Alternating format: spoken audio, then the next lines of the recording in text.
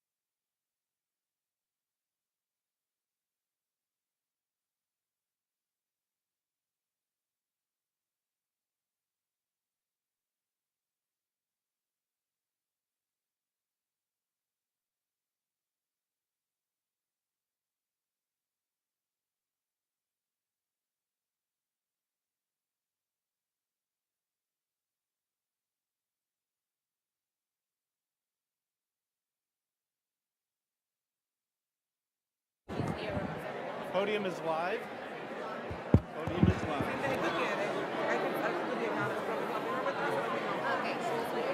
Good. Testing, testing. Not working.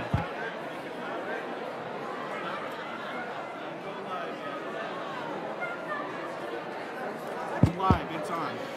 Good afternoon, everyone. Thank you so much for being here. We are going to get started in about a minute, so if everyone could just please start grabbing a seat. Muchas gracias a todos. Vamos a empezar en más o menos un minuto, so por favor, agarrar un asiento.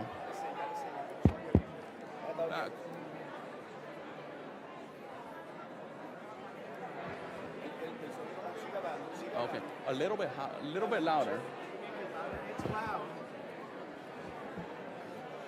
We are going to get started in about a minute, so please start grabbing a seat. Thank you very much. Por favor, de agarrar un asiento.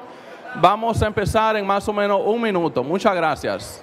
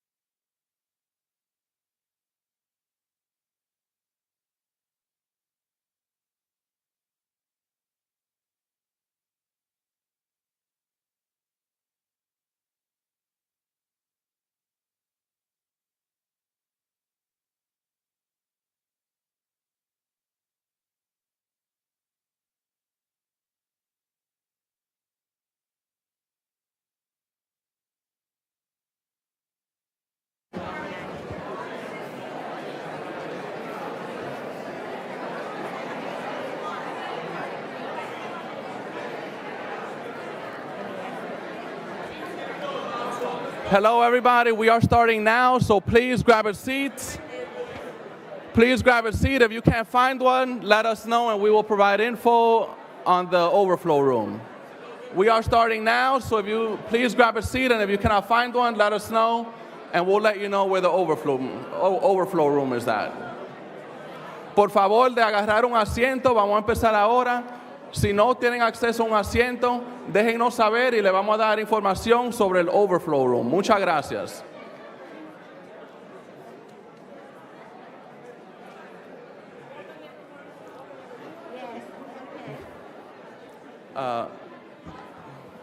Can you clear that section?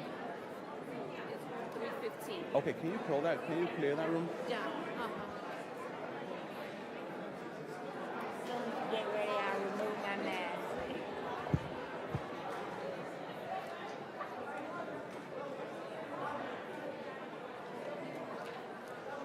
All right.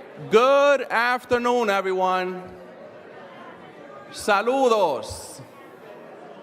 I am New York City Council member Oswald Feliz, and I want to welcome all of you. I want to welcome all of you to Congress member Adriano Espaillat's State of this District.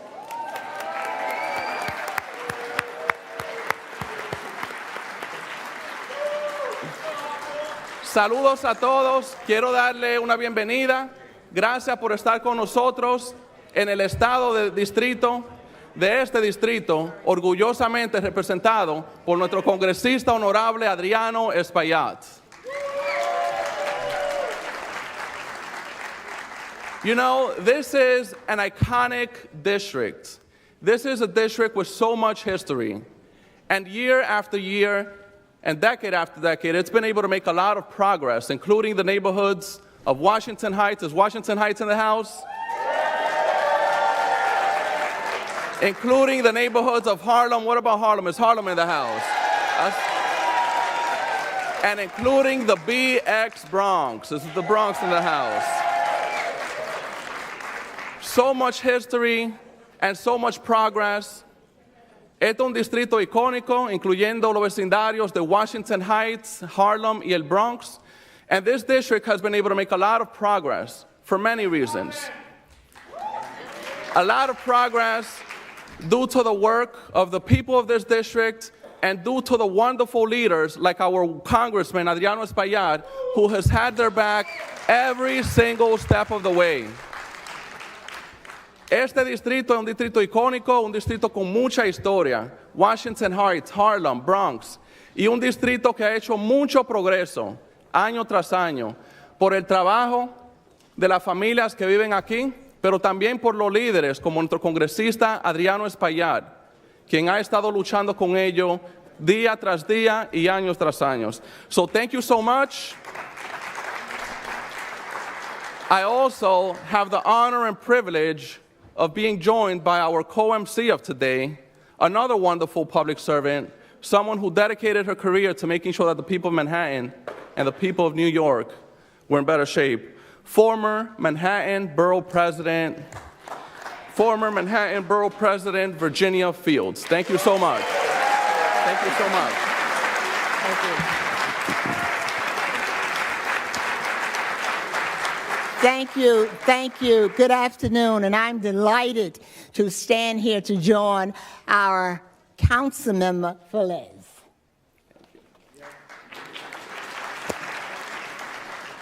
This is an exciting time to be a part of the state of the district at a time when we're seeing so much dysfunction in Washington, D.C., at a time when we need a voice that is going to make sure that the issues and the concerns of the people throughout the different neighborhoods that were just mentioned, that they are addressed.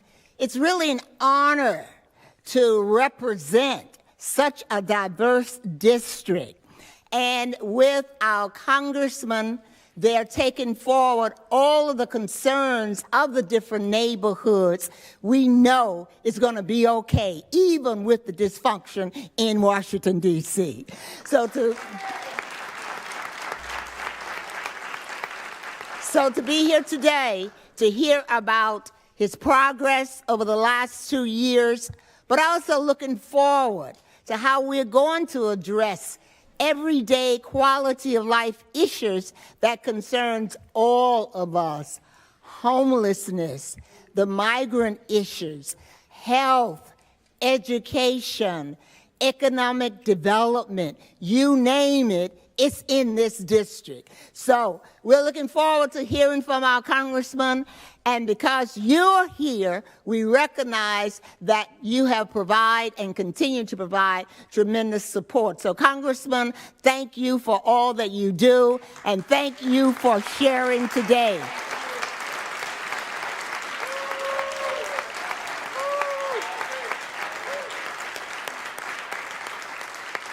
And we have a very exciting program, and we're going to get to it because we want to hear from our congressman. So we will start with the rendering of our national anthem.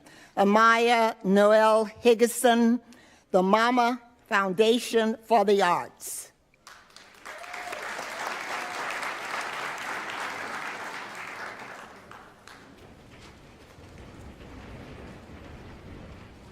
Two. Yes, thank you. Oh, oh, say, can you see by the dawn's early light what so proudly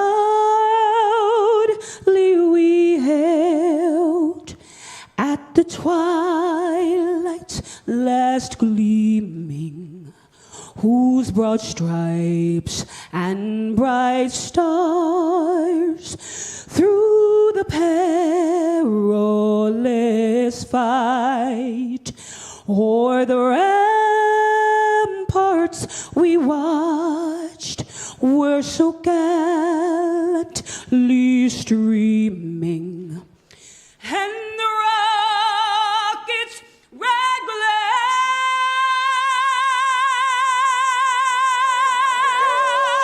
the bombs bursting in air, gave proof through the night that our flag was still there.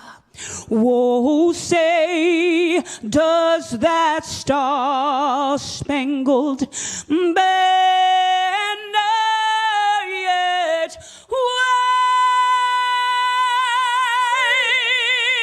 wave o'er the land of the free?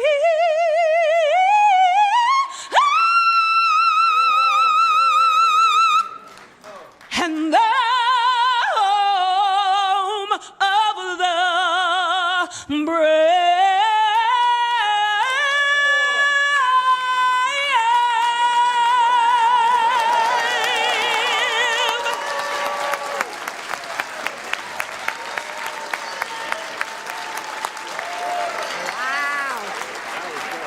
Wow.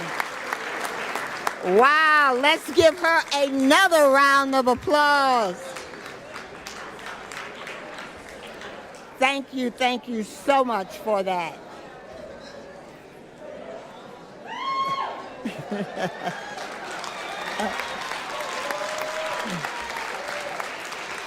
And now, as we move to hear the invocations, I'd like for us to just take 2 minutes silent to think and reflect and to privately say a prayer for the family of Tyree Nichols.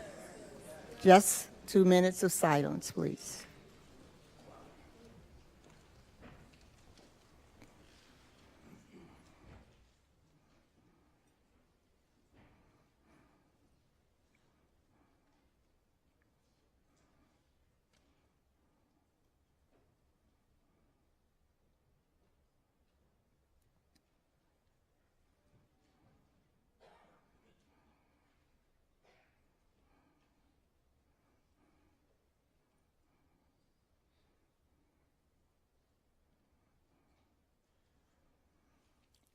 Thank you. And we ask that we all keep the family, the city, and this country in prayer and thought during these very difficult times. We now would like to invite Reverend Stephen Green of St. Luke AME Church to offer invocation, and he will be followed by Rabbi Guy Ostring and Iman Konate Majid. So if you could all come forward now to offer the invocation.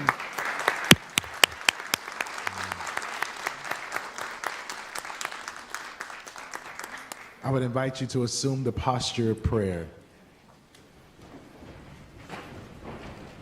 Amen.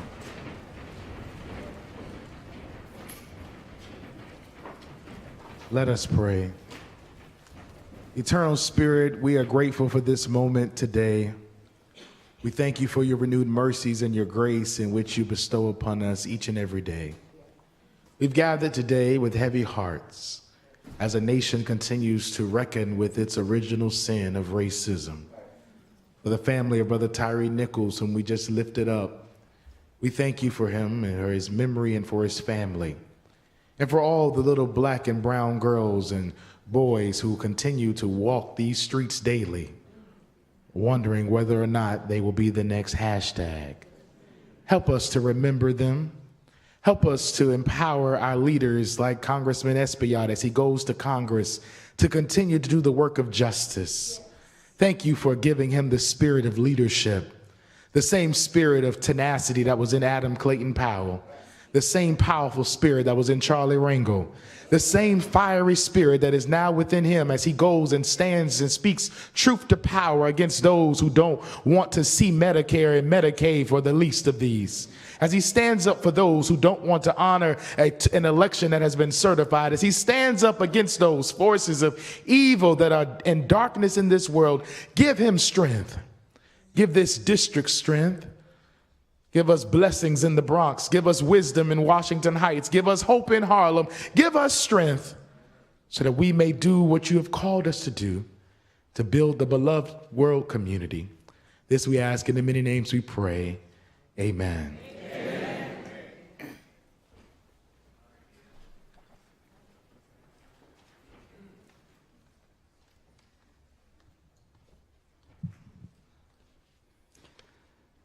Av HaRachamim, Mekor HaChaim, God of compassion, source of life, Dios compasivo, la fuente de toda la existencia. We thank you for bringing us together. We take notice of those around us. We feel the power of our gathering. Help us to notice that you too are here with us, God. Help us to feel the power of your presence. Le damos gracias por juntarnos a todos que estamos presentes. Notamos a todos aquellos que se encuentran aquí. Sentimos el poder que esto crea. Ayúdanos a también sentir su presencia, divina y poderosa.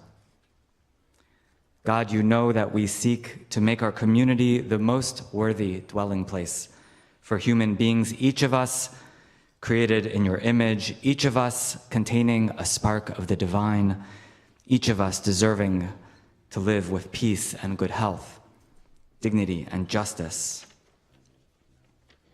God, you know that the work is slow and we are easily tired.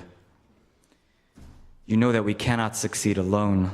Bless us and the congressmen, all our community leaders, with courage, wisdom, integrity, and compassion. Help us to work together with kindness, sincerity, determination. Help us to perceive clearly those members of our community who are so easily left out, who so easily escape our sight. Those of us who live on the streets, those of us who may lose our homes, who are addicted to drugs, who are migrants and laborers, those of us who are treated as less than others because of who we are, where we come from, how we look, whom we love, how our bodies function, and how we pray. Banish hate and prejudice from our hearts, from our community. Make us conduits for the love and justice that flow from you. Open our hearts, bless the work of our hands, for the sake of your creations. Ayúdenos a deshacernos el odio y el prejuicio. Háganos instrumentos de su gran amor y de su justicia. Ábranos los corazones. Bendíganos la obra de nuestras manos por el bienestar de sus creaciones. Amén.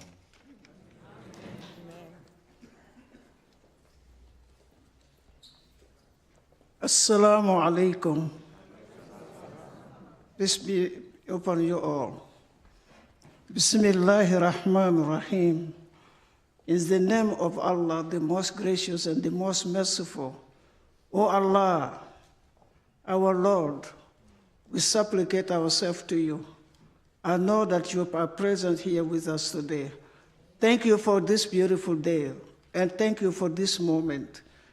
O Allah, only you we ask for help in in everything. Allah, please bless Congressman Espaillat.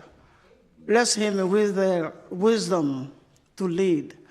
O Allah, bless the leaders of the city, Ya Rabbal Alamin. Be with them, Ya Malik al-Mulk, the owner of the power and the owner of the wisdom. Be with them, Ya Allah. Protect the city, protect the leaders, and be with us, Ya Rabbal Alamin. Guide us. Amen, inshallah.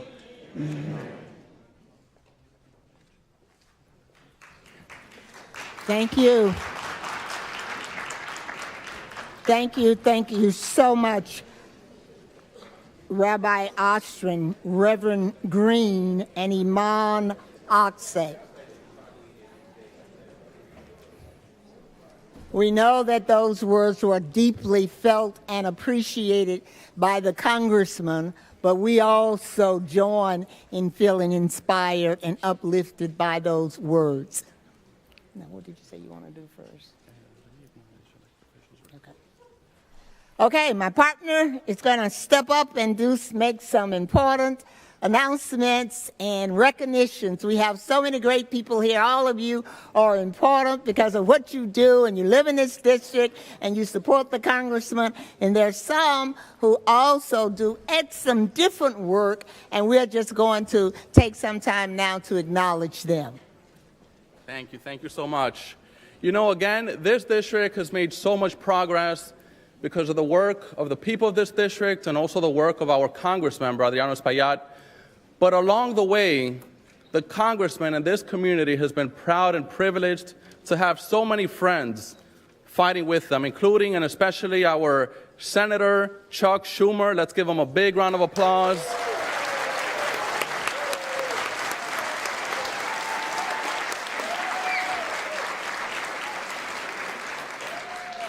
Senator from New York as well, Kirsten Gillibrand. Let's give her a big round of applause.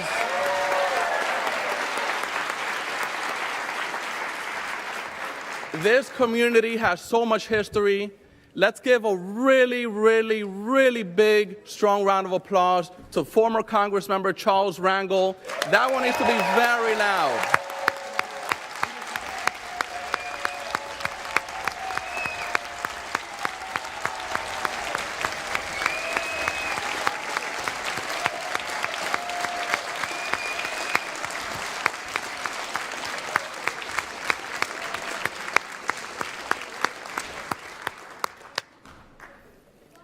Thank you so much for, dedicating your life to public service and improving the life of the people of the city and state of New York. Also, I'm going to ask our state representatives to stand up so that I could acknowledge you as well. So if you're a state representative, please stand up. I'll start from left to right. Assembly member from Harlem, Inez Dinkins. Assembly member of the BX Bronx, George Alvarez. Assembly member from Washington Heights, my brother Manny de los Santos. Senator Robert Jackson, Senator Cordell Clear,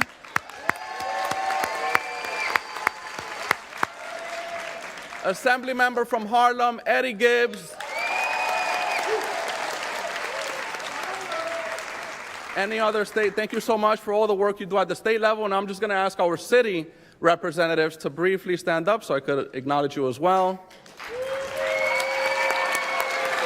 All right, first and foremost, Manhattan Borough President Mark Levine.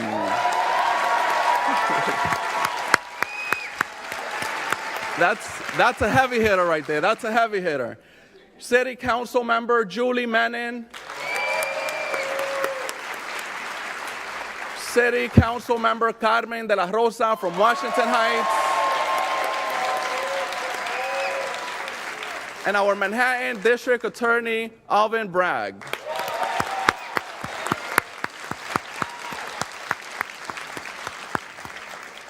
Anyone else whose name I didn't mention? Also, let's give a very round of applause. A good friend of this community, Kathy Hochul, our governor.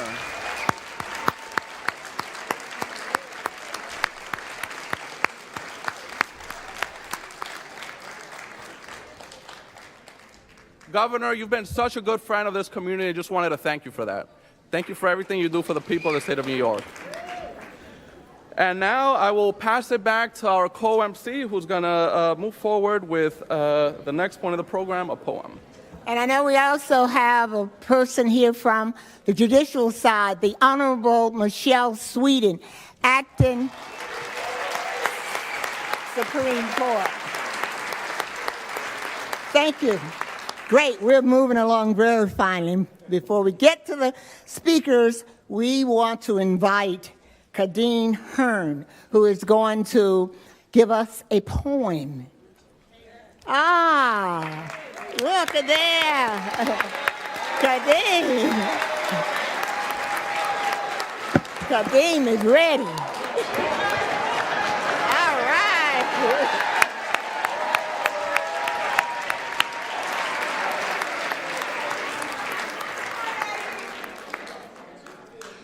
In my mind, I used to be a child of poverty, not knowing that hopes and dreams can become reality. In my mind, I thought it was fine to sit in the back of the classroom because my teacher never asked me to read or write. But little did she know I was ever so bright. In my mind, I never used to understand why they used to call me ashy and black. I always heard being black, living near the railroad track. Those are the things that would hold you back. But now I understand why being called ashy and black. Black is the color of my skin, so soft, beautiful, silky, and smooth. In my mind, I never used to understand why I used to see my grandma cry, on her knees, bowing down, shouting, thank you, Lord, for blessing this house. Her cries brought tears to my eyes. Grandma's cries was thanking God for all his blessings. Now I understand why. In my mind, I heard my ancestor cry. They helped clear the path so others do not have to die. Justice and peace, oh Father, please help me. And that's what I heard in my mind.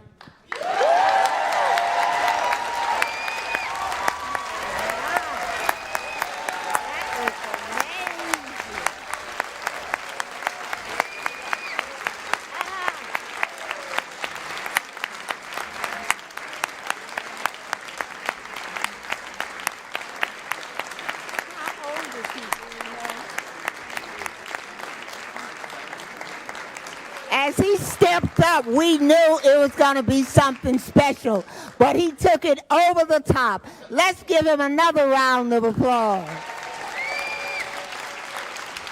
How old are you? Kadeen, how old are you? How old are you? 9. All right. Fabulous. in my mind. That is going to become his reality because it's already planted in his mind, and he is planting it in the minds of others. So thank you so much. Okay, we ready to go through the...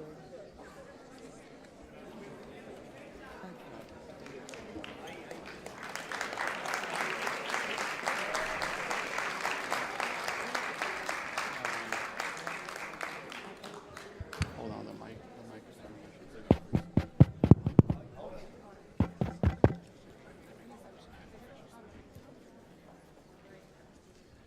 Testing, testing. All right. Thank you so much. Thank you so much for that. Great poem. And, now we're going to hear from some of our speakers today. Ahora vamos a oír de algunos de nuestros representantes. This community has had many difficult challenges in the past. We've been working around the clock with the community and with our Congress member to resolve the challenges that we face. And again, this community has been honored and privileged to have good friends at every level of government joining these fights. The first and foremost, our Senator of New York, U.S. Senator Chuck Schumer. Let's give him a big round of applause. And thank you for joining the fights in Washington Heights, but also those fights that you're putting up every single day in Washington. Thank you for that, too. This is mine. Well, thank you, Oswald. Thank you. It's great to be here. First, I want to say a couple of things. I am glad that the age before you can run for Senate is 30, or I'd be in trouble. This kid's got it all. Congratulations. Second, what a great tribute to Adriano that on a cold Sunday, January afternoon, not only is this room full, but there are 200 people waiting outside because they couldn't get in. And that shows you the strength and popularity of our great senator. And I had the honor, I had the best seat in the House. Not next to Adriano, but next to his mom, Melba, who's here today, too. Melba, felicitaciones. Congratulations to you. You did it. You produced a good one. Anyway, it's great to be here for Adriano. We have been friends for so long. And I want to tell you, I have never met anyone who has fought so hard for his community and his beliefs. I don't think there's 2 or 3 days, not even a week that goes by where Adriano hasn't called me and said, what can we do on this? What can we do on that? Fighting for this, fighting for that. He knows the communities of this district, the beautiful communities, very diverse. Many people struggling to get to the middle class who need that help. Many people who need to stay in the middle class so they don't get pushed out by forces larger than them. There's no one who has the passion for the people he represents, and no one who's as effective for the people he represents than Adriano Espaillat. So I can tell you this. The state of the district would be a lot worse without Adriano Espaillat. So that's great to be here. And I want to also thank you for electing me again. I did win in November.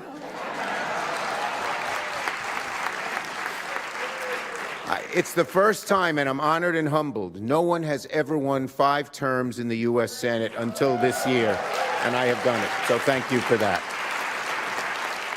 Now, we actually, Adriano, Senator Gillibrand, who you'll hear from shortly, who also does a great job, and myself have had a very, very good 2 years in the Senate in two ways. First and foremost, we helped New York tremendously. This is the first year, the first 2 years, Senator Moynihan used to decry the fact that New York always was what he called a donor state. And that meant that we sent more money to Washington than we got back. This is the first 2 years we got more back, and a lot more back than we sent to New York, to Washington.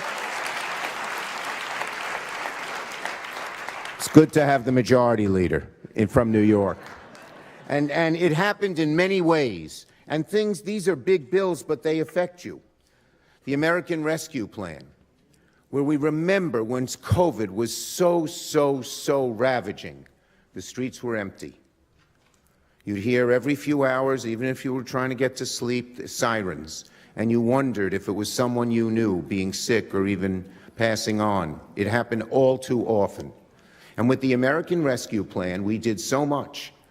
Our major hospitals would have all gone bankrupt, no health care, the subways would have stopped running, tens of thousands of small businesses here in New York would have gone under, the state and local governments would have had to lay off half their workers, and Adriano, Kirsten, and I, despite the fact that there was total opposition from the other side. You know, some of these senators from the South, when they have trouble, they have a flood or a hurricane, they say, send us money. When New York needs help, they don't want to help us. But baby, we kicked their butt and we got the money that we all needed. The bipartisan infrastructure plan. The bipartisan infrastructure plan is going to build more in terms of our infrastructure than has been done in 50 years. And there's good things about it. There's a good thing in general. We say 40% of the work of the new workers, the construction workers, will be people of color, will be poor people, people who've gotten out of prison, people who need these jobs and wouldn't have been able to get them in the past. It'll be a great ladder up. And we've also made sure that there are a lot of good things in that infrastructure plan, and one of them, which Adriano and I really pushed hard for, phase 2 of the 2nd Avenue subway has occurred. It's going to happen. It's going to be built into East Harlem and above, and it's a great, great thing. We passed guns are a scourge for us. And as you know, the power of the NRA is enormous. We passed the first major advance in gun safety legislation in 30 years. I feel for this because I'm the author of the assault weapons ban. I'm the author of the Brady Law. But for 30 years, the NRA blocked us. Again, we kicked butt. The NRA lost. We won. There's much better gun safety legislation out there. We also funded, and again, this is a thing that we had talked about, community violence intervention to help young people who are on the streets. People in the community go out and say, there's a better way than gangs. There's a better way than violence. There are paths for you where you can lead a good life. And for the first time, we funded it for billions of dollars. We put billions of dollars into mental health. So many people need mental health services, but they can't afford it. There's no money available. In the new omnibus budget, we increased child care by 30%. Desperate, we increased Pell Grants by $500 more than ever before. One of the great problems in America is the disparity in maternal death rates. If you are a person of color, black or brown, and you're a woman and giving birth, you have a much greater chance of mortality. And here's an amazing thing. It's not even income related. Black and brown women have a greater death rate no matter what their income is compared to white people. It shows you the disparities in our healthcare system. Well, there's something called the momnibus to undo that tragedy. We did something, and now a full year of kids on Medicaid and CHIP the moms and the kids get a full year of maternal health benefits. It's going to be great for them. So there is so much. And I'll just talk about one more thing. Adriano importunes me on these things, but it's Kirsten and I do it in the Senate, judges. Our judges have tremendous power. We have seen how horrible this MAGA right-wing Supreme Court has been. Horrible. But at the lower level courts, which make most of the decisions, we've made huge progress. I was very proud originally, well, let's first say this. 2/3 of the new judges we have appointed are people of color. I have appointed more black and brown judges than anyone in history. 3/4 are women, and there's also professional diversity. It's not just partners in fancy law firms. It is legal aid attorneys. it is immigration lawyers, it is consumer advocates, it's community people. They have walked in our shoes, and there will be much better judges for it. And of course, at the top of the list was Ketanji Brown Jackson, the first African-American woman ever put on the court. And by the way, I fight for everybody. Guess who recommended Sonia Sotomayor to Barack Obama to put her on the Supreme Court? Your United States Senator. So folks, Adriano Espaillat is a hero. He is a giant.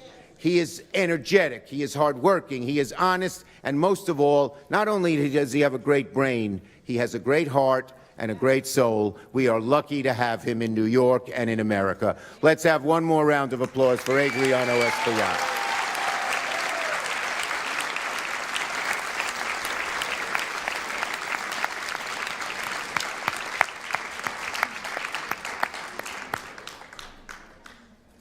Thank you. Thank you so much, Senator, for delivering for the people of the great state of New York.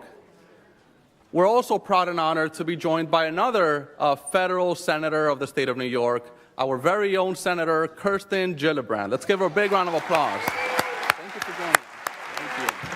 Thank you. Thank you. What a blessing it is today to celebrate our dear friend and amazing Congressman Espaillat, for your incredible work, your incredible leadership, and all that you've accomplished in public service. Our congressman has been in every part of government. He's been in the Assembly, he's been in the Senate, and all the while he has been a relentless advocate for the people he represents, for his constituents, his communities, his families, fighting to ensure they have access to all of the resources they need to not only survive, but to thrive. And that has been everything that Adriano has done. In Congress, the congressman has done extraordinary work identifying the areas of greatest need and delivering the funding needed to move those projects forward. He's been a champion for our students. He's been fighting for increased investments in our public school system and advocating for an increased commitment to STEM. All of you know that he has been a powerful voice for the Latino community, and he has led the way in advocating for comprehensive immigration reform. He works tirelessly to make sure that those who have come to our country seeking a better life have a safer and simpler way to the American dream. And he's demonstrated an amazing ability to deliver real change through his work to provide increased funding for asylum seekers and for immigration support for reuniting families separated by the Trump administration's cruel and inhumane zero-tolerance policy. Now, Adriano and I work together on a lot of priorities for this community. One of the ones that we most recently introduced was the Resilient Transit Act, which would help our public transit system, like the MTA, to upgrade our subways, our buses, and our transit system to better withstand extreme weather events. Rebuilding our infrastructure is paramount, but it's also imperative that we take into account safety, sustainability, and racial equity in the process. Congressman Espaillat's dedication to the 2nd Avenue subway, redeveloping the Knightsbridge Armory, has been crucial. But we also must make sure that we undertake these projects, that we also hire local talent, local workers, and our local young people to make sure they have careers they can build on. That's why Congressman and I work so hard on the Youth Build program, which helps at-risk youth from ages 16 to 24 develop skills and knowledge to gain industry-recognized job credentials, apprenticeships, and employment. This program will help ensure more workers can get hired from the communities most affected by these projects. It's really been a privilege to serve with Adriano. He is an extremely powerful and well-respected member of the New York delegation and in Congress. I know that he will continue to have a profound impact on this district, and I'm eager to continue to work with him and elevate the state and the 13th district to be even stronger and better. Thank you, Congressman, for letting me celebrate your victories.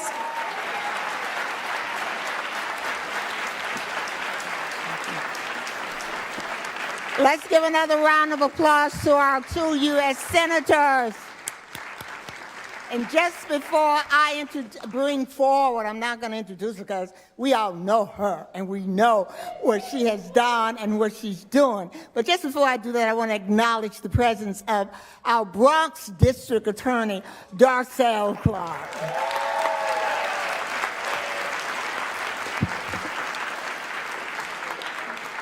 And it is our great pleasure now to bring the first woman elected governor of the state of New York, a woman who has shown us already that she is fearless, she works tirelessly, she is concerned about the least of us, however that gets defined, and she's willing to step out and do what she believes is right. That is a true mark of great leadership. So we look forward to lots of good stuff, and we're going to, work with her, and we're going to help her work with us, and we're going to make a difference throughout this state of New York. The Honorable Kathy Hochul, Governor of the state of New York.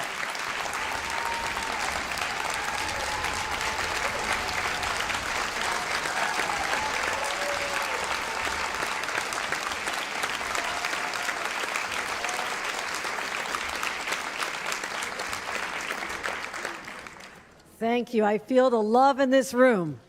In fact, I'm supposed to head up to Albany in a couple hours. I may just stay in this room. But I'm so grateful for all of you, for embracing me, making me part of La Familia. My heart is with all of you, and I thank you. And you have extraordinary leaders here. I do want to thank our speakers. You heard from our Majority Leader, Chuck Schumer, extremely talented, bringing all the resources to our state, but also Kirsten Gillibrand. I've become a great friend of hers. Together we've done a lot. And sometimes it's the workhorse behind the scenes who's getting so much done that still needs to be recognized by all of us. So let's not forget that and support her this year as she goes onward to victory. I also see a friend, Charlie Rangel. Charlie, when I first got elected to Congress, now, I was there before Adriano. Not sure why we didn't have our paths cross. Actually, I know why. Because I voted to support President Obama's Affordable Care Act. And when you represent the most conservative district in the state of New York, you don't last too long. But I would do that all over again. But I had a chance to work with Charlie Rangel, and what a leader he is. Charlie. All my friends, but Adriano, I don't have any script. I'm just going to tell stories. This is where you get in trouble, man. Back in 2014, told I get a chance to campaign with a guy named Adriano Espaillat. And he said, we're going to go out to the streets. And we're going to go out there and talk to the people and connect. And I said, this is going to be fun. He gets a flatbed truck, and we jump on the back. We got Meg going. We're like dancing. We're having a great time, right? I said, this is the most fun place to campaign in the entire state of New York. So we kept coming back. We saw the street vendors. I had all my fingers after I was with somebody with a wild machete chopping. What was he chopping up? Coconut. I mean, I almost lost my fingers, I swear to God. But he was very, so we had the coconut cutting guys. Like, we just had so much fun, like dancing in the streets. And what you've done for me since then, teaming up with me, supporting me, again in 2018, again this past year, and making sure that the people in your beloved district knew who I was. And even on a rainy night, we had a rally. Everybody's shaking. It was monsooning out. And I jumped out of the vehicle and said, there's nobody going to be here. There were 200 people in the streets that you had brought together to have a chance to meet with me and support me. I will never forget that, my friend. That's how you touched my heart. I'll never forget that. And by any chance, is Susanna here? Mama Sushi, where are you? All right, let's give a round of applause to her because she fed me more than anybody else the entire campaign time. Thank you, Susanna. You already know what a champion you have. You have a fighter. He has been shoulder to shoulder with me as we march toward diversifying our courts, making sure that people have opportunities that they deserve based on their qualifications, and we're going to continue to do that anywhere we can in government together. But also, okay. Okay. So I also want to say to Adriano, you and I have done so much on that 2nd Avenue subway. I want to thank you as we put together our helmets together and we went forth into the subway and were able to bring that forward. So, Adriano, I don't listen to anybody else. I listen to you. You are the leader of this district. I listen to this man. I'm listening to him because he is a true leader. He is a champion, and I support. Thank you, everybody. Thank you for your support. Thank you.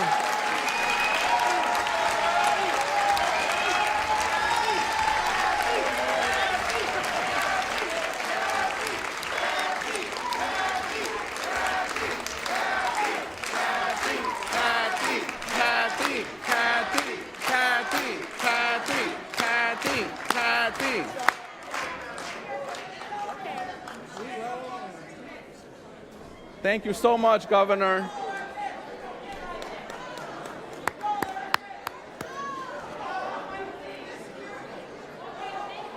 Also, before we move on to our next speaker, I want to acknowledge a few additional representatives. Before we move on to the few additional speakers, I want to acknowledge a few other representatives that have joined us. Let's give a big round of applause to our East Harlem City Council member, our Deputy Speaker, Diana Ayala. Let's give a big round of applause.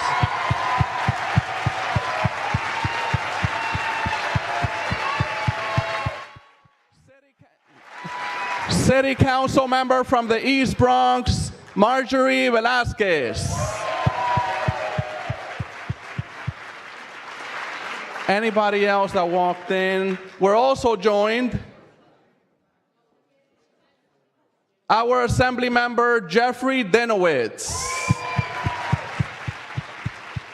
I also want to acknowledge our Bronx Borough President, Vanessa Gibson.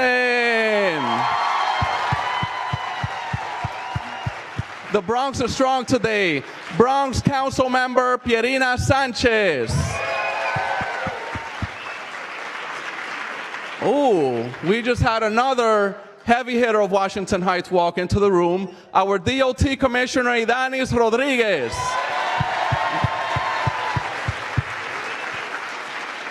NYPD Deputy Commissioner, Wendy Garcia. Oh, the Bronx is strong tonight. Heavy hitter of the West Bronx, Asambleísta, Yudelka Tapia.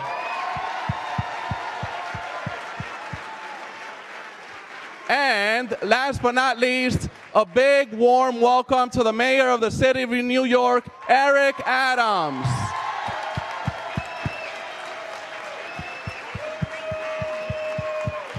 Perfect timing. And with that said, we'll hear from our mayor. Mayor, thank you so much.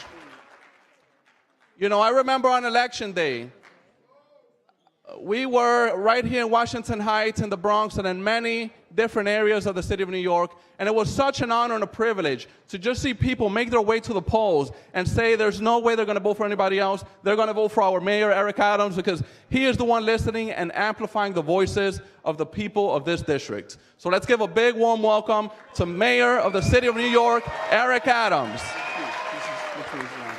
Thank you, Councilman. And really, we're here to hear from our amazing congressman.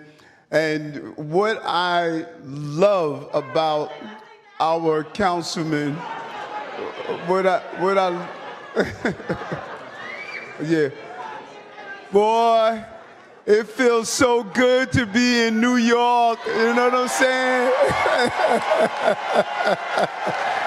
It feels so good to be in New York, you know. In other cities, when you are heckled, they crumble. In New York, we just love the energy of all the people. You know that? I just love. You could heckle me, yell at me, you could call me names, and all I do is throw in that smile. Welcome to New York. Welcome to New York. 3.5 million people, 30 million opinions. You know that? Let me tell you about our congressman, and so he can get up and give his message. What's solid about our congressman, you can get elected and push your agenda, or you can get elected and push the agenda of the people who elected you. And what this congressman does, he speaks on behalf. Hey, listen. She'll be all right. That's my cousin that hated me since I was a child. She'll be all right. Don't worry about her. Don't worry about her. So the congressman, he speaks on the people who sent him to Congress. So when he talks, when folks are saying they're anti-business, he talks about pro-business. When people are saying defund police, he says fund them and have them do their jobs correctly.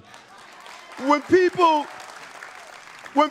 are silent of the crippling impact that fentanyl is doing in our city, and we're oversaturating certain communities with drug treatment centers and not dealing with it holistically, he says that cannot happen in my district and in my community.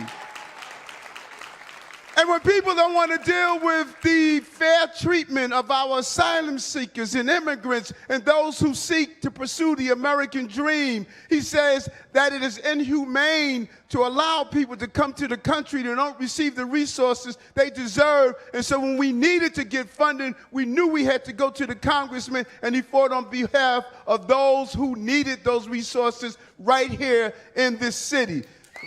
Action after action after action.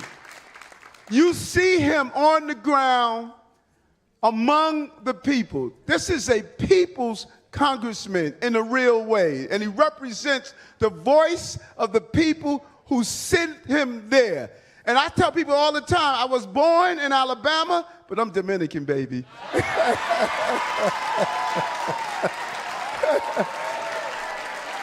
So, history-making, pioneer, fighter. This is the type of representation we need to get ourselves through these challenging times we have. Brother, you my brother. I love you. No matter what I was doing today, I just had to come here and be here to hear your state of the district. Thank you, brother.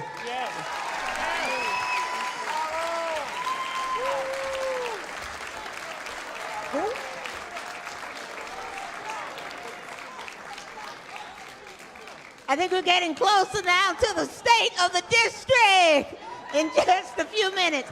I think we've been joined by our controller of the city of New York, Landon, our controller. Thank you. Okay, we're going to do one last thing. I'm taking the privilege to ask all of the district leaders to just please stand, because I know the tremendous work that they do. Just stand, district leaders, wherever you are. Wherever you are, and stay committed, members. Thank you, thank you. We know how important you are. Okay, I think we're there. All minds clear?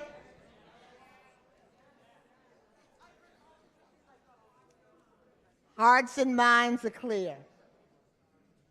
We're here today to hear the state of the district. We've heard a lot said about the person elected to lead in this district, and it is all good. I think we're all pleased with the report of his colleagues and those who know him best for the work that he is doing in Washington. But we do see the results. So today we have the privilege of hearing from him the third election. This is your sixth term, right? Wow, seems like it just, how many? 6 years. And he's going to talk to us today, so we ask everyone to settle down, give us your undivided attention, and it is our pleasure to bring to you our Congressman, Adriano Espaillat.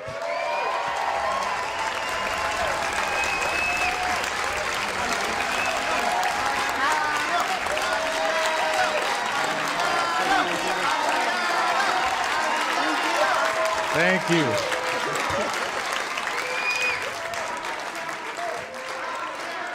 Give a round of applause to C. Virginia Fields and Council Member Oswald Felix. She jumped a couple of people, but we're going to hear from them afterwards, right? Mayor, I wanna. All right.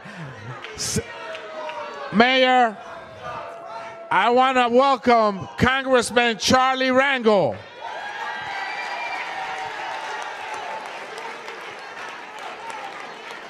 Very good. We love New York. We love New York. And good afternoon, everybody, for coming here. Good afternoon for coming here, all of you. He has the right to speak. Let him speak. Give him a round of applause. We love democracy. This is not January 6th. This is the 13th Congressional District. So I'm happy to be here today and present to you the state of the district. I am delighted to share the highlights of my community engagement, legislative accomplishments, and fiscal victories, and an overview of my legislative agenda for this coming year. Before I get started, I would like to pause for a moment in remembrance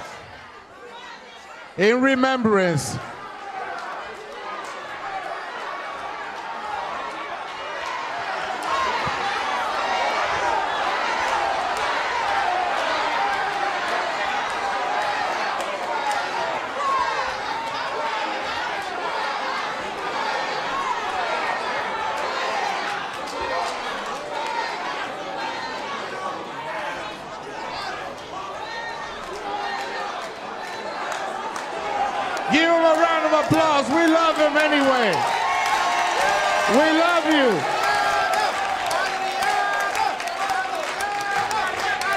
We love him.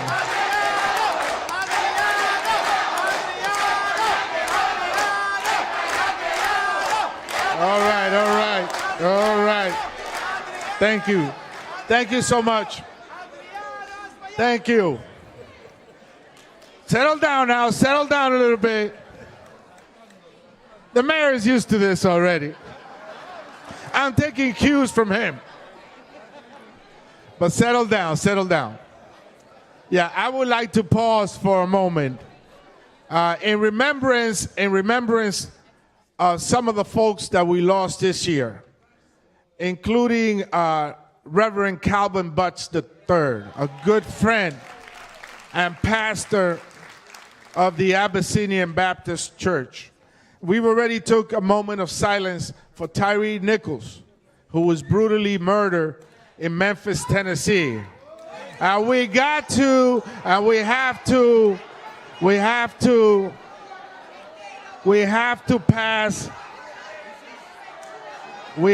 pass the George Floyd Justice and Policing Act to ensure greater accountability in law enforcement. For I believe, Mr. Mayor, I truly believe that we could have public safety and we could have also the respect of law enforcement for our communities. We could have both.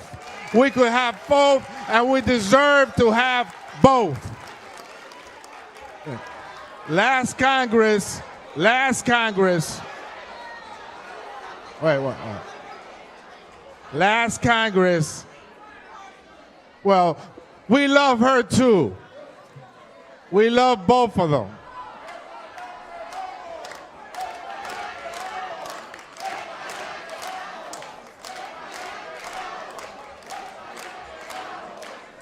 Boy.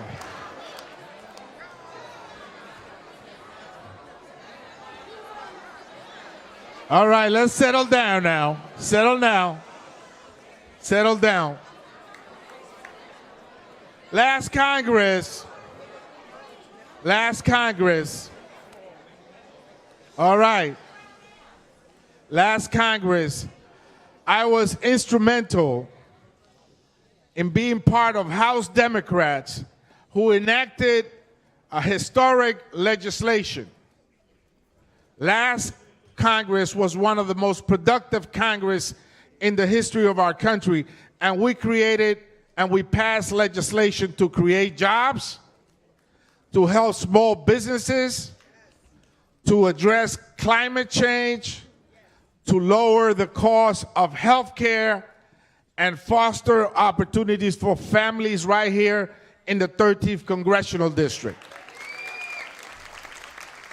Now, there are 3 transformative projects that I've been spending a lot of time in and working for you in the 13th Congressional District.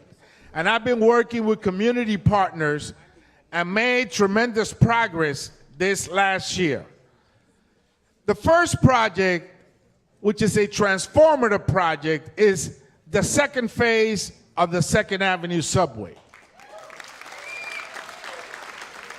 Now, in 2022, the federal government advanced this state-of-the-art regional project, and I say this is a regional project because it will connect El Barrio and Harlem to the rest of the world. Well, we moved to the engineering phase of this project, and we fought to secure $8 billion for capital investment and in this historic infrastructure bill, which is where the funding lies for the 2nd Avenue subway. But also, President Biden took notice, and he's indicated this is a priority by recommending $400 million to kick off the project's construction. So this is an important project. This is one that, as I said before, will connect El Barrio and Harlem to the rest of the world. And the new line extension will build on the success of the first phase and bring a total of riders of 300,000 strap hangers. We will increase from 150,000 strap hangers to 300,000 in the 2nd Avenue subway second phase. Let me just remind you that the first phase created 16,000 jobs, generated $842 million in wages, and produced $2.8 billion in economic activity during its construction. So we expect the second phase, Congressman Rangel, will generate even greater opportunity for the residents of El Barrio and in Harlem. Now, let me just say to you this, before I tell you a little bit more about the project. Congressman Rangel and I have been working very strongly on the Charles B. Rangel Institute for Transportation and Infrastructure. Now, the second phase of this project won't be successful unless we bring jobs also to our community. So the congressman and I have been working with City College to ensure that we train the young people for the jobs that will come through this second phase. For our community, as I said before, for our community, this extension will provide subway riders express bus services to the brand new LaGuardia Airport and connect to Metro North and the 12 counties that are serviced by Metro North outside of the 5 boroughs. we have the opportunity also to, in the future, foster water transportation options through the Harlem River and the Hudson River. So 125th Street will become a regional transportation hub for the northeast of our nation. So in 2023, the MTA expects to advance to the final phase to receive the federal funding full grant agreement from the FTA, the Federal Transportation Agency, which means that construction could potentially begin and is underway for the end of this year. So we're very excited about that particular project, and I want to thank our community partners in this effort. For example, our councilwoman, Diana Ayala from East Harlem, that's here today. Our Assembly member, Eddie Gibbs, who I saw here today too. He's a partner in this endeavor. And our state senators, Jose Serrano and Claudel Clear, who also represent that area. I also want to thank the non-for-profits involved. Uptown Ground Central is very much involved in this project. And WEAC, which is a very strong advocacy group in West Harlem. They've all been instrumental in pushing forward this Second Avenue subway. And we're hopeful again to have the full funding agreement by the end of this year. The Bronx has a similar transformative project for that borough, and that's the Kingsbridge Armory, which is the largest armory in the nation, Congressman.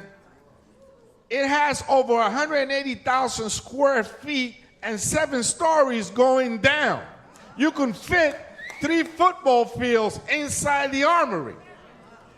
And that Kingsbridge Armory project is a revolutionary one and will potentially bring thousands of good paying jobs to the families of the Northwest Bronx.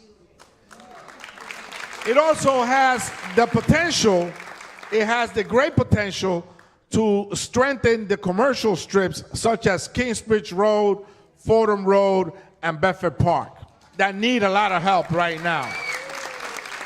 The project has already gotten $5 million for redevelopment thanks to the great work of Councilwoman Pierina Sanchez, who's here with us today. I saw her there. And it has the undivided, and I mean it, the undivided and full support of the Bronx Borough President, Vanessa Gibson. Now,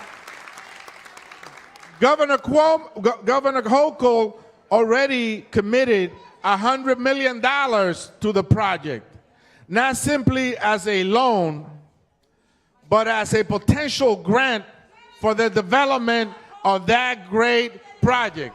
Last year, I was excited to bring the U.S. Department of Labor Secretary Marty Walsh to visit the location. This is an area that was the hardest hit, Dr. O, as you know. This area was the hardest hit during the COVID-19 pandemic. And this project, once completed, will send a clear message to the world that we are back and that we will rebuild the Bronx.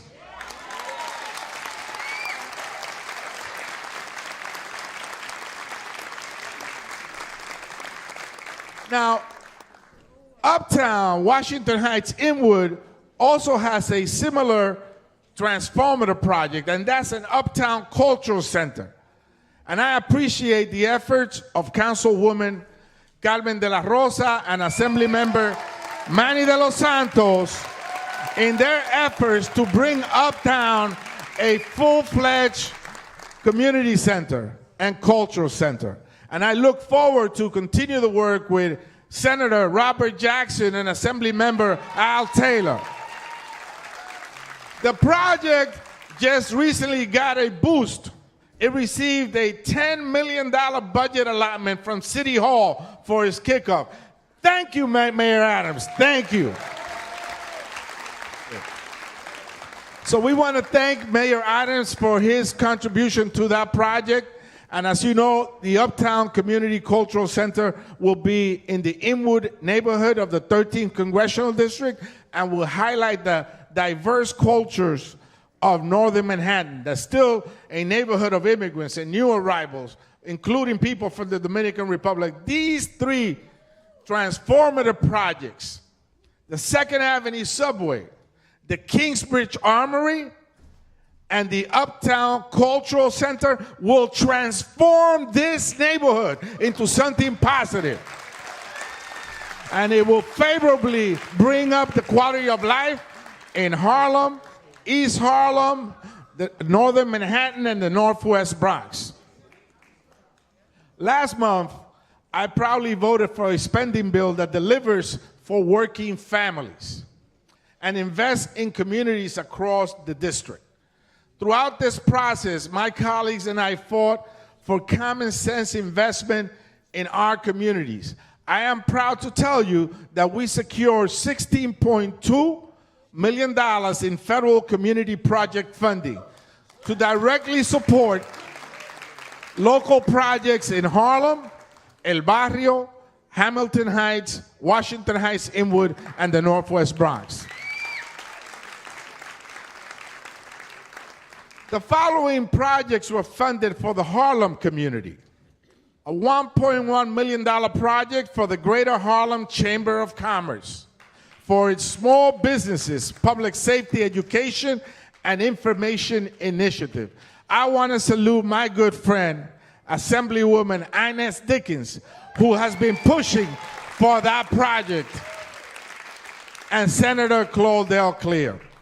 In addition to that, $1 million for the Abyssinian Development Corporation for its SEL programming and professional development program. $2.2 million for the CUNY Charles B. Rangel Center for Infrastructure and Workforce Development for a state-of-the-art transportation and infrastructure workforce training program. Please join me in congratulating the line of Lenox Avenue, Charles B. Rangel.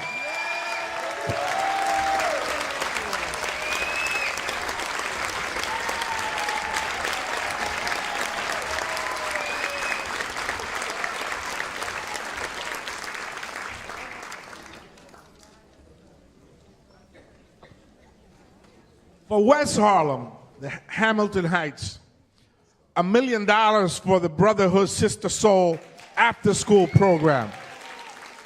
And we must continue to work with our youth. And I want to salute Council Member Sean Abreu, who advocated for that funding. The following initiatives were funded and supported for El Barrio. El Barrio is a community that, as I say always, is the cradle, the launching pad for the Latino experience in the Northeast. And the Puerto Rican community that has been there for decades upon decades were the ones that opened the door for many Latinos that came here, as I did from the Dominican Republic, from other places in Latin America. So we must never forget where we came from, and if we do, we will be destined to not know where we're heading. And so we allocated $800,000 for the Center of Puerto Rican Studies, El Centro, to support and create schools and build collaborations and improve curricula.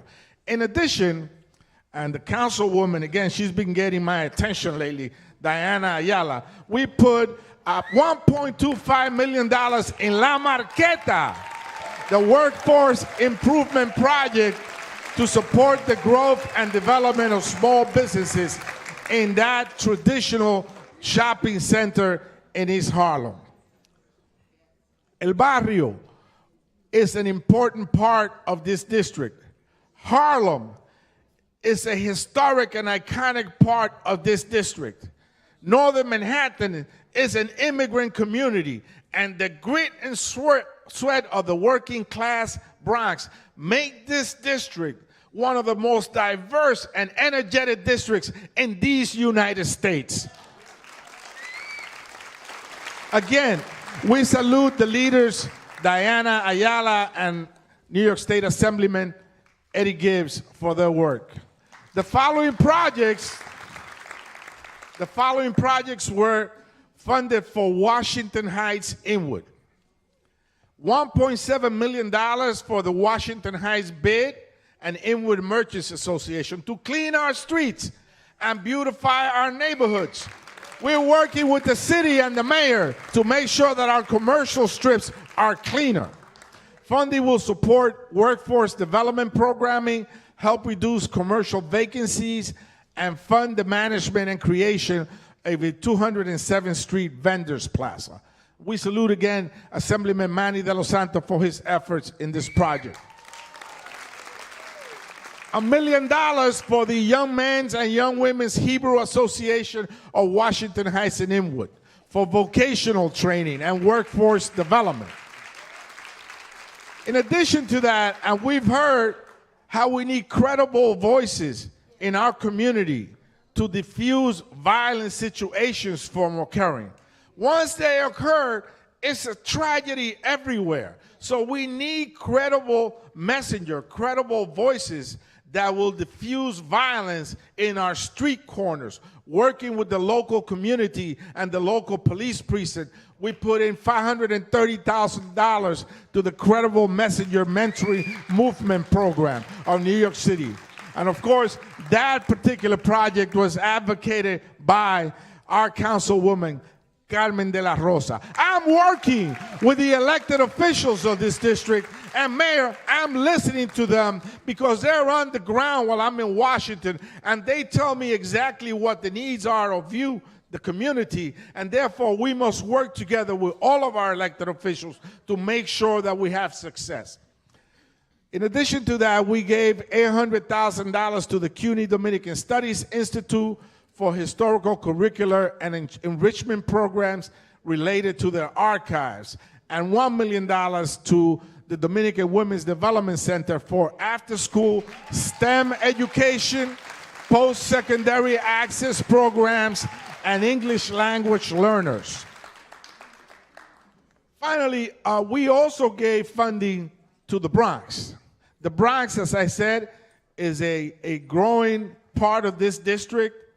It is a hard-working and working-class neighborhood of this district. And during the pandemic, the Bronx was hit severely hard by the COVID-19 pandemic. And of course, we have to answer to their needs. And as a result, we gave, for the first time, $1.2 million for the CUNY Mexican Studies Institute to the growing Mexican-American community in our district.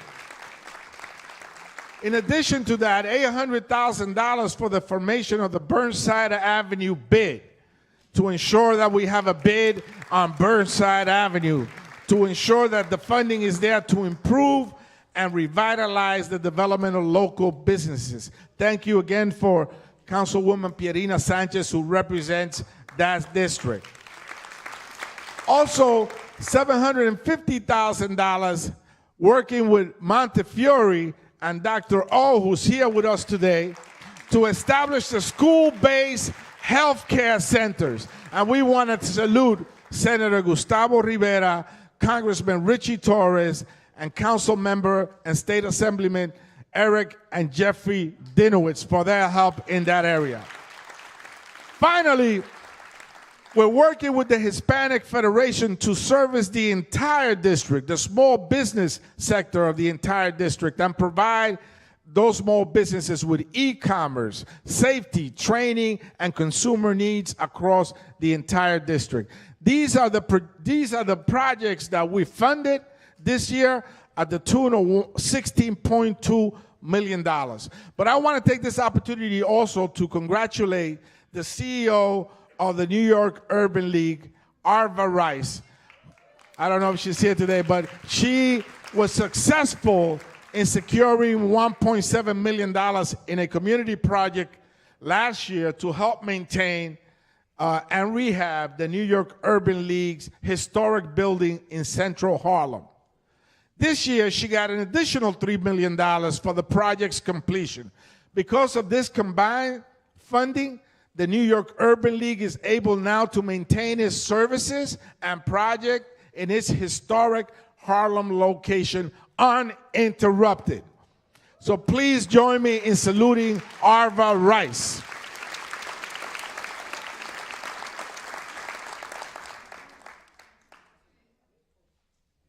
As you know, this past Congress, we had a very productive agenda and many victories. The Inflation Reduction Act is a victory for New York families and really for our planet. A historic law signed by President Biden that will lower costs for families, lower the cost of prescription drugs for seniors, create millions of good-paying jobs, and deliver the most significant climate action in history. On affordable health care, this act will help nearly 5,000 people in the district cover through Obamacare, save an average of nearly $4,000 in premiums starting next year. A family of 4 in the district with a household income of $75,000 could save close to $3,000 on their premium next year. A household of 2 seniors with a joint income of $70,000 could save us close to $9,000 in premiums for next year. The act also caps Medicare prescription drug costs at $2,000 per year. Starting in 2025, an estimated 6,000 Medicare Part D beneficiaries from our district will benefit from this. And listen to this, nearly 10,000 Medicare patients relying on insulin in my district will now have a copayment capped at $35 per month. Seniors will no longer have to ration their insulin because of skyrocketing costs. On the environment, the act also has a robust environmental justice agenda. We love you too. There's 3 of you that we love so far. We're going to love more. We're loving people. Last year, I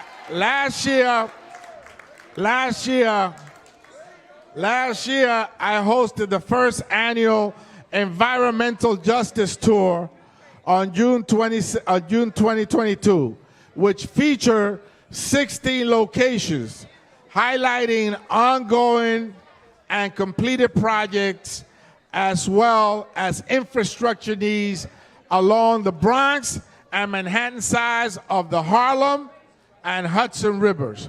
The tour brought attention to projects related to water quality, public waterfront access, pedestrian and wildlife safety, sewage control, flood management, storm resiliency, sanitation, and much more.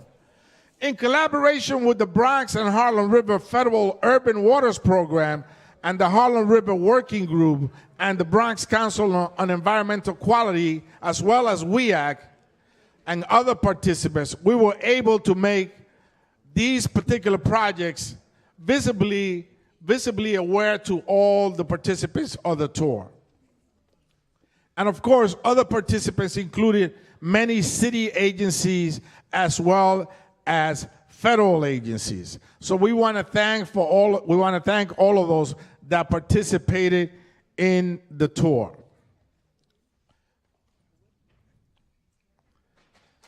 On the tour, we emphasized the need to complete the Tibbetts Brooks daylighting project. And recently, yes, Assemblyman Jeffrey Dinowitz, and recently we reached a milestone by the purchase of the CXX lots, which will now allow the city to proceed with rerouting Tibbetts Brook above ground. Not only will this create greater green spaces to enjoy, but it will remove millions of gallons of water from our Bronx sewage system, lessening the potential flooding in rainy days, and improving the health of the Harlem River.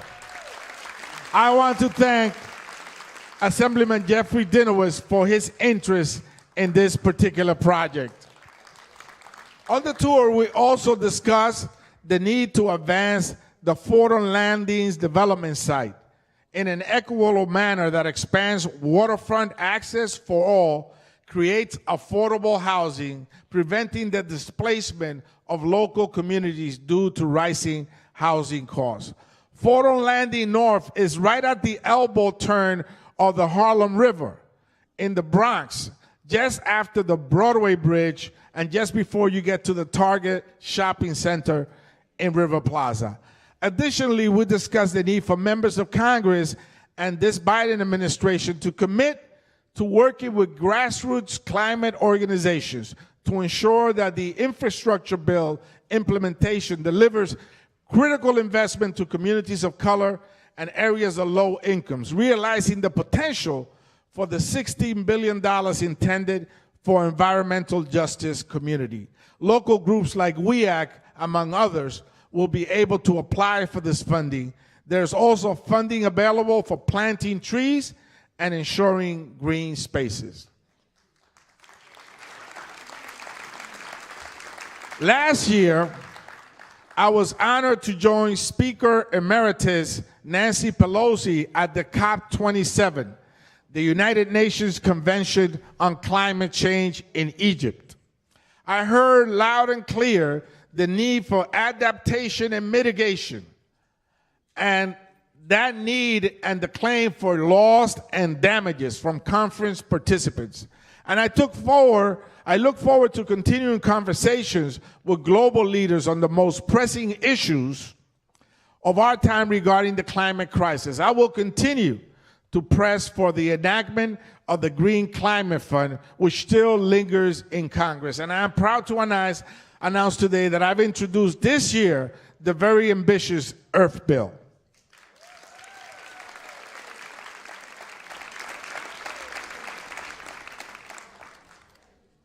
Through the Inflation Reduction Act, President Biden and the Democratic Congress have proudly enacted the most significant investment in climate in U.S. history, putting America back on track to slash carbon pollution by 40% this decade. During the trip, our distinguished and experienced delegation engaged in meetings with our partners, as well as civil society, youth, and business leaders, to discuss the work that must be done to continue our progress to advance climate action and protect the planet. For the first time ever, the climate conference, we discussed whether rich nations should send financial aid to the developing world to make up for damages brought by historic greenhouse gas emissions. Speaking of the Inflation Reduction Act, there were countless climate provisions in the law. Here are a few that will help New Yorkers achieve our net zero emission goals. The IRA helps New York by providing, for example, consumer tax credit for heat pumps, and $1 billion nationwide for climate resiliency in public housing, including NYCHA.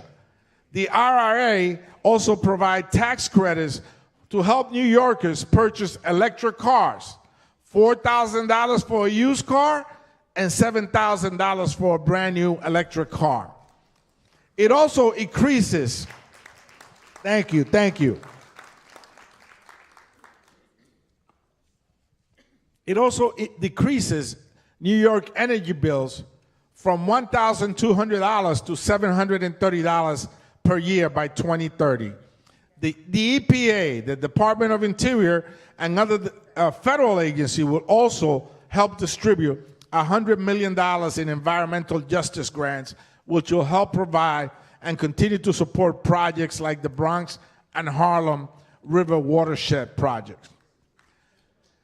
Together, we also secured $7.25 million in grants for the expansion of the New York City Greenway. After decades of neglect, New York's 13th Congressional District looks forward to the New York City Department of Transportation developing the Harlem River Greenway, going all the way up to Dyckman Street in Inwood. And we want to acknowledge the presence of the Commissioner, Idanis Rodriguez.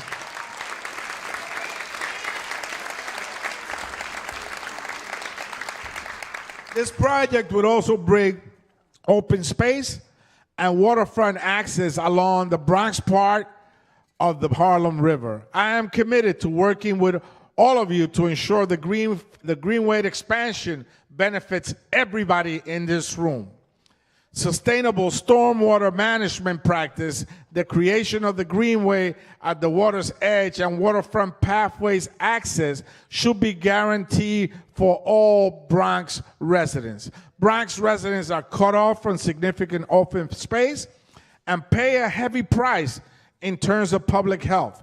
In the Bronx, you have some of the country's highest rates of asthma, obesity, and diabetes. I want to thank the Bronx Council for Environmental Quality and the Bronx River Working Group for their focus in improving access to and along the Harlem River in the Bronx.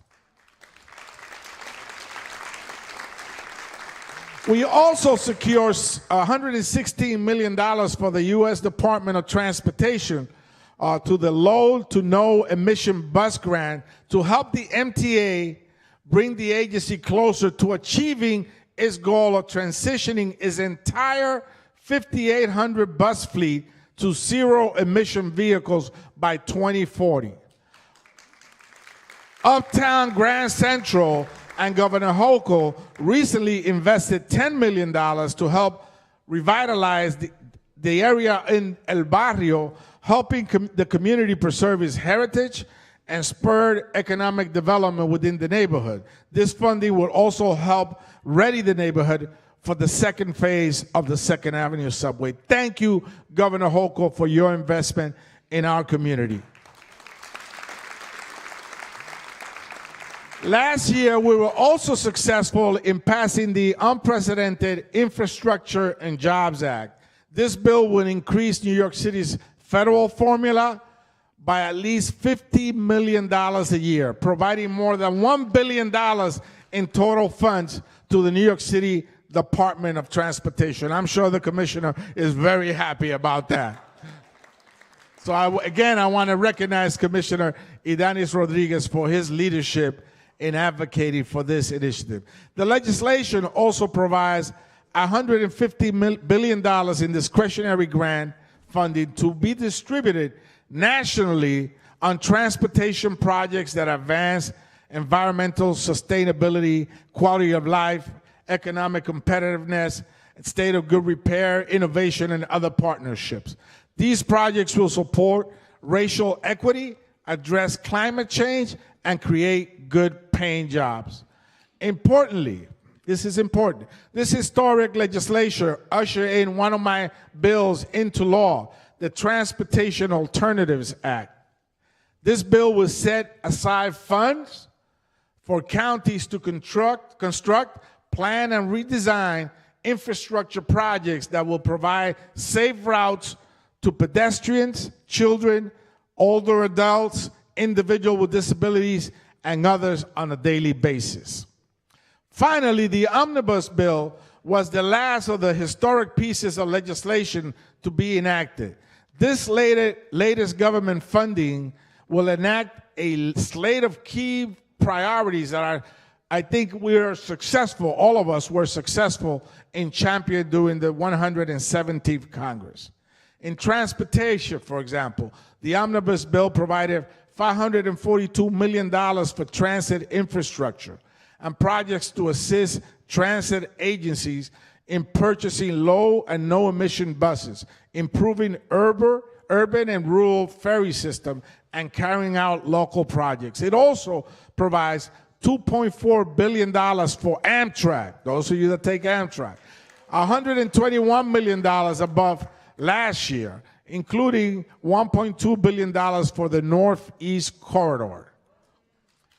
It also has a $1.1 billion allocation for the National Network grants, improving our aviation system by providing $19 billion for the Federal Aviation Administration, which is $564 million more than last year. In housing, and I know housing is a key one for this room, we included $12.6 billion in funding for new affordable housing, critical health, safety, and maintenance improvement to ensure the quality of public and low-income housing, including new support for manufactured housing and community development activities. Also, $30 billion for the tenant-based rental assistance program that was so critical last year during the pandemic for many of my household and constituents. In nutrition, the bill provides $153 billion in mandatory spending for SNAP. I know the mayor is looking for that money for SNAP. Food stamps, which will serve more than 43 million people. The bill also provides $6 billion in WIC. That's important for women, infants, and children, and maintains the increase of fruits and vegetables, Mr. Mayor, in the WIC program package. The bill provides also $28 billion in funding for child nutrition programs, an increase of $100 million from last year. There are provisions of public housing, community safety, anti-terrorism, immigration, education, health, and small business in this bill. In education, I know this is also very big for this room. There are 7,395 for maximum $1 million for maximum Pell Grants, an increase of 500 from last year. There were $228 million for Hispanic Serving Institution, an increase of 45 from last year, and $396 million for HBCUs, an increase of $33 million from last year. In that bill, you'll find $70 million for Teacher Quality Partnership, an increase from $11 million from last year, and $890 million for English Language Acquisition, an increase of $59 million from last year. At the request of New York City Police Commissioner Keishan Sewell, we were able to allocate $615 million for the Urban Area Security Initiative to enhance regional preparedness and capabilities in designated high-threat and high-density areas. $305 million for the non-for-profit security grant program to provide support for target hardening and other physical security enhancement and activities, including planning and training for non-for-profits that are high risk for terrorist attacks, including non-for-profit organizations and many of the synagogues in our Jewish community in the 13th Congressional District. Immigration, the mayor has been kicking down the door in Washington for more funding for immigration. He needs it because the migrants are coming in and we need additional funding to be able to sustain the budget hit.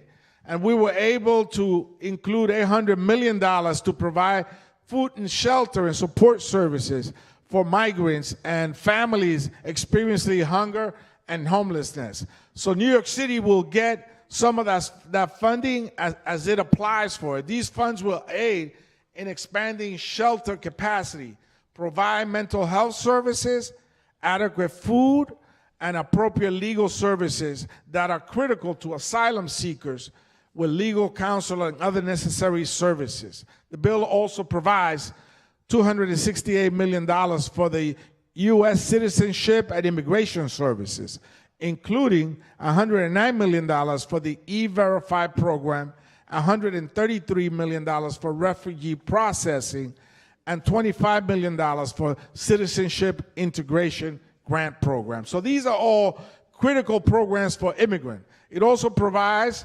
$31 million for my initiative enacted by the Department of Homeland Security implementing body-worn cameras by Border Patrol agents.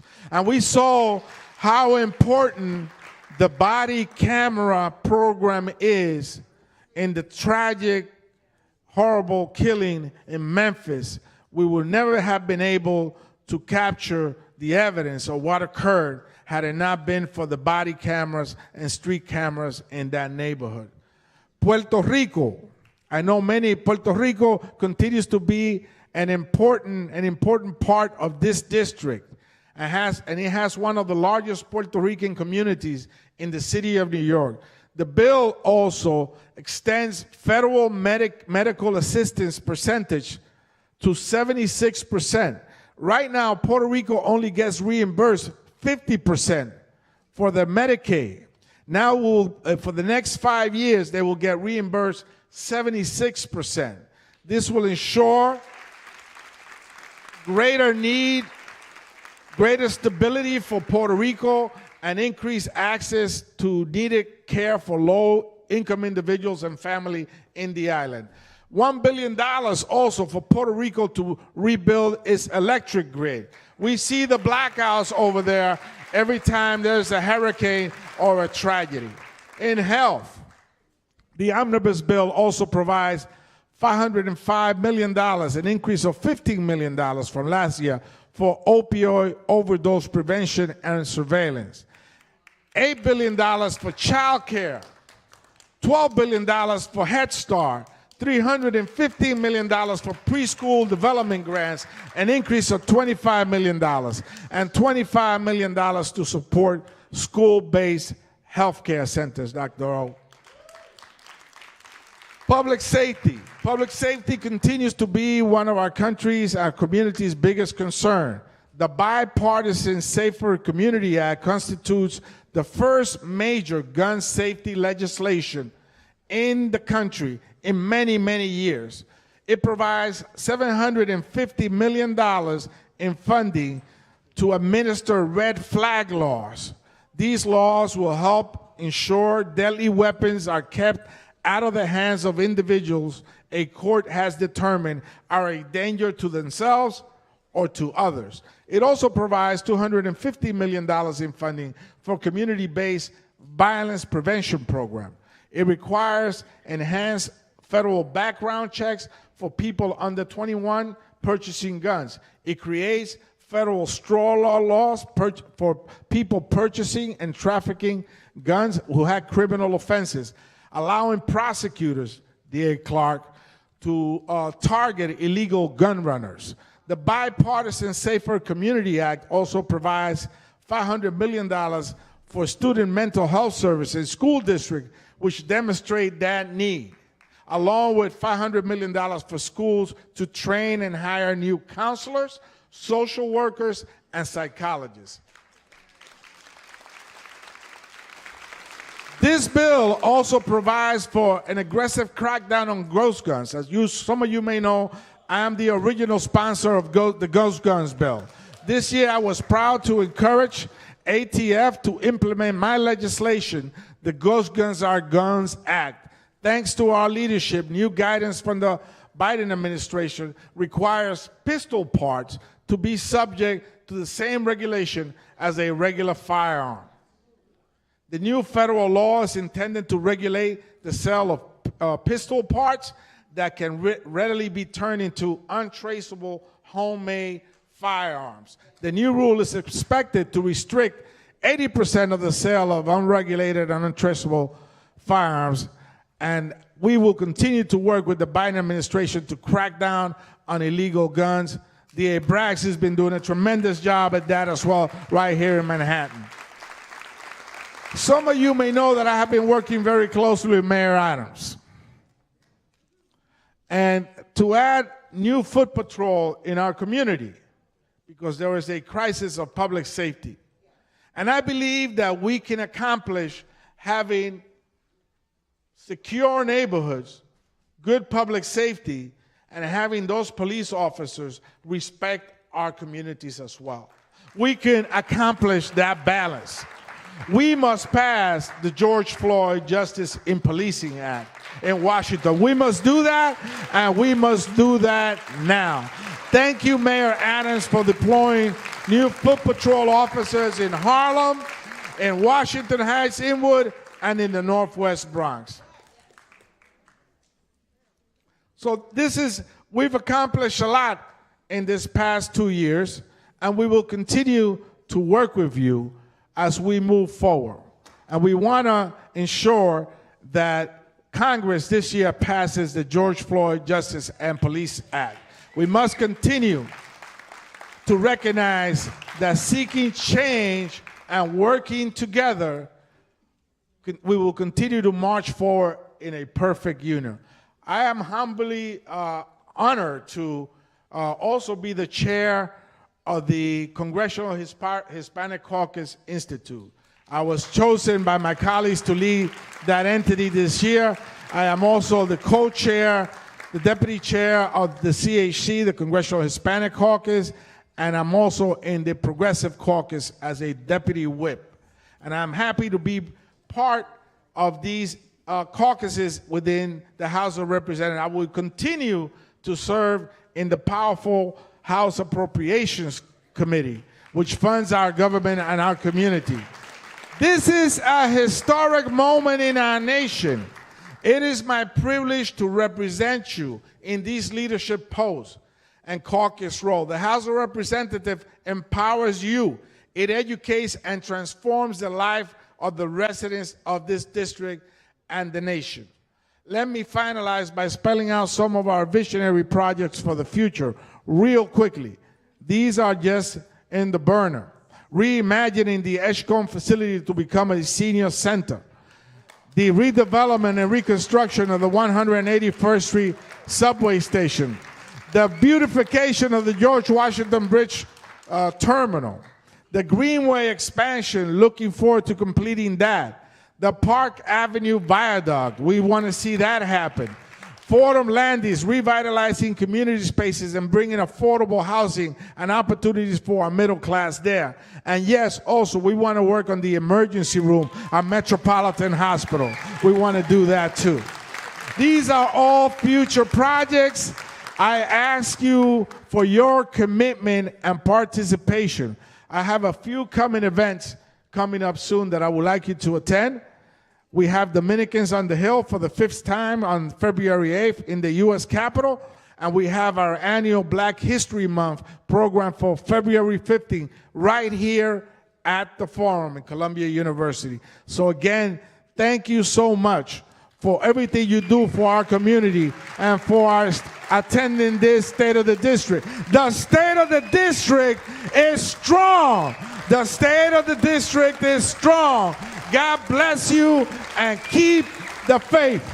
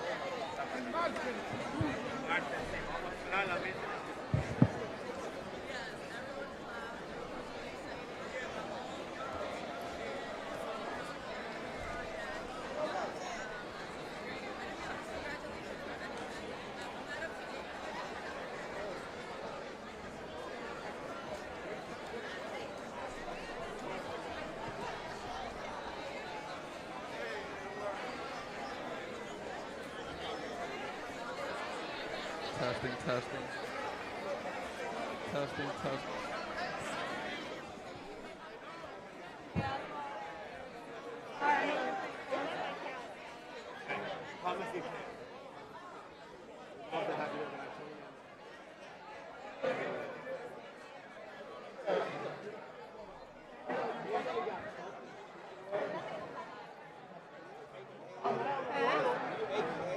Yes, how did you get? Happy late Mother's Day. Thank you. Are you free? I'm actually part of SOB. Okay. Okay. You did an amazing job. Thank you. Thank you. This is good. One of my else.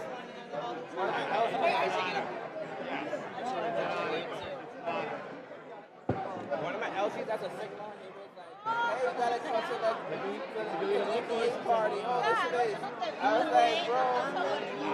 I was like, bro, I'm broke. I gotta wait until 2 weeks. And then he's like, oh, come to our father's party. I was like, bro, why come?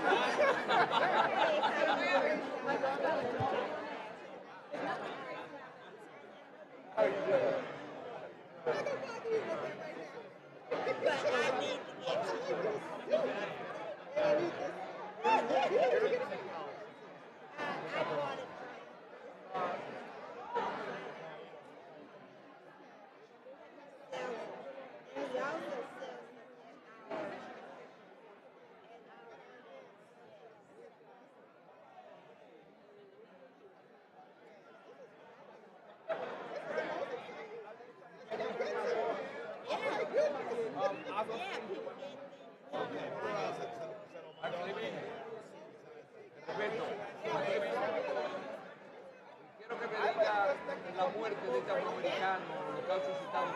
¿Ustedes rechazan esa posición? Sí, rechazamos a la matanza. Sí. Eso fue horroroso, dolió verlo, pensar que un ser humano haya sido tratado así.